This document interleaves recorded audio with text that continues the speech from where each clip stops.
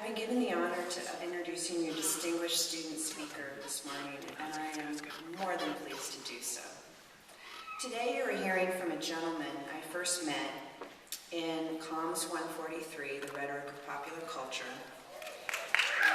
He was most often quiet in that class, but I frequently noticed his rectangular glasses in the crowd of faces of that auditorium, as they gave him a sort of pensive, intellectual look, so valuable to a student's repertoire of nonverbal communication behaviors. I later got the privilege of listening to his various speeches in the department's basic course, and the most popular, I might add, public speaking. Perhaps John's most memorable presentation was his demonstration on how to swing a golf club. As he came to class wearing a pair of pink plaid pants, an apple green polo shirt, with the collar pulled up, I might add, and his fingerless gloves. John's second speech was all about his hometown in Michigan, which he left about 4 years ago to attend classes here at UCLA. He told me he can't help feeling he lives in paradise when he walks around the campus, especially knowing that his friends back home need a snowplow just to get to class. On a more serious note, John is an incredibly diligent individual whose work in the department has been outstanding.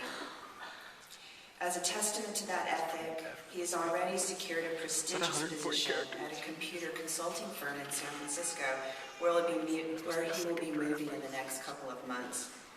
He's earned the respect and the admiration of his fellow students, the members of this department, as well as the UCLA community at large. It's ironic, John told me the other day, that the first building he and his family stepped foot in here on campus was Royce Hall. Today, his journey culminates, as it does for all of you graduates, in this very same place.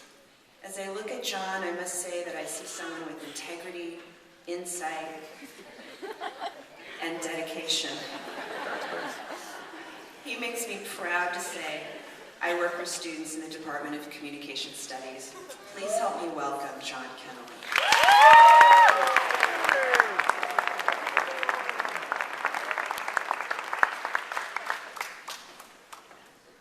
I'm really sorry about that. I was on Twitter. I'm really sorry. Yeah, Twitter. In a society that encourages its members to express their thoughts in 140 characters or less, as communication studies graduates, we have the tools necessary to rise above this ideology and use our power to create whatever we want in this world. Throughout your time here at UCLA, all of you have likely sat in the halls of Rolfe, Bunch, Haynes, and Humanities and listened to lectures from our esteemed professors on topics ranging from agitational communication to public speaking. Although at times it may have seemed pointless to learn about Supreme Court cases or the underlying messages in an episode of Will and Grace, lessons like these will provide us all with the skills necessary to tackle the media-saturated society we all live in. As experts in various modes of communication, we all now have the ability to utilize today's varied communication outlets as effectively as possible. I'm sure all of you by now are quite familiar with social media sites like Twitter and Facebook, and I personally use these sites on a daily basis, as you all just witnessed firsthand. However, it is safe to guess that Professor Paul von Blum's powerful career as a social advocate would have been slightly less impactful if he had just tweeted or changed his Facebook status every time he wanted to voice his opinions. Make no mistake about it, I'm not condemning sites like Facebook and Twitter. I believe they are great tools to use in today's modern society. That said, I want to encourage all of us to remember the skills we all now possess and who we are as owners of a communication studies degree. Although at times our friends' most recent Facebook status updates or the newest photos posted by our ex-girlfriend's roommate might seem like the most important thing in the world, especially when we've got a paper due the next day, I want to make sure that we all stay true to who we are as UCLA Communication Studies graduates. As I look out on the crowd, whether I've met you before or not, I know who you are as a UCLA comm graduate. You are someone who routinely gets to class 15 to 20 minutes early to get a good seat and talk with your friends until the professor comes in and inconveniently interrupts your conversation.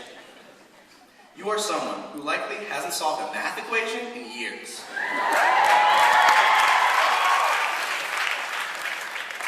You are someone who looks forward to the warm weather so you can go study at Sunset Rec. But most of all, you are an expert in a variety of modes of communication, making you a fantastic asset to any corporation or business you're looking to join. Having said that, some of you out there may have noticed that a lot of companies are slightly less eager to hire new employees right now. Apparently, there's some sort of minor downturn happening with the world economy, so the job market we're all about to join is a bit more challenging than it has been for past graduates. But don't despair, fellow graduates, for we all possess the skills necessary to put us head and shoulders above fellow job candidates. The graduates here today are all masters of various forms of communication. We have taken classes in communication theory, group communication, body language, political communication, media strategies, intercultural communication, the list goes on and on. This means that we can walk into an interview and perform flawlessly because we know the difference between a fake smile and an authentic Duchenne smile. Alright, so those are both pretty fake. I guess I need a little bit of work on that. We are also able to sense when our communication isn't being received and make the necessary adjustments. So while others might continue rambling to their interviewer about this one crazy night when they camped out for a basketball game, as UCLA Comm graduates, we're able to figure out this might not be the best topic and change the subject. By using the tools we've all acquired over the past 4 years, there's nothing that can stop us from going out and getting the job of our dreams, whether it's in law, medicine, business, entertainment. Once again, the list goes on and on. Oh, and if you find yourself competing with a fellow UCLA Comm graduate for your dream job, all I can say is, good luck with that one.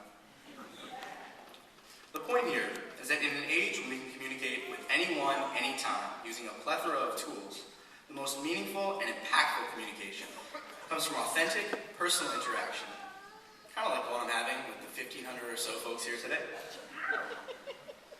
As you all leave Royce Hall today, go out and own your power, for we all have what it takes to create some extraordinary things in the face of everything going on out there.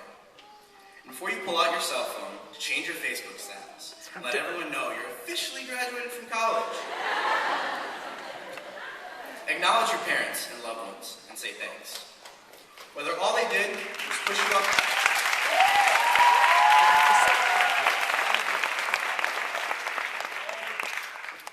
Whether all they did was push you out the door in September 2005, or they've been with you for every step of your education. None of us would be in this room today if it weren't for them. So just let them know that you appreciate it. Thanks, Mom and Dad.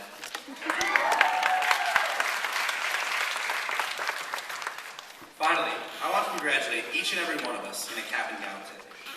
Although at times, it may have seemed like this day might never come, this isn't a dream. Graduation has arrived, so let's enjoy every last minute. Congratulations, class of 2009.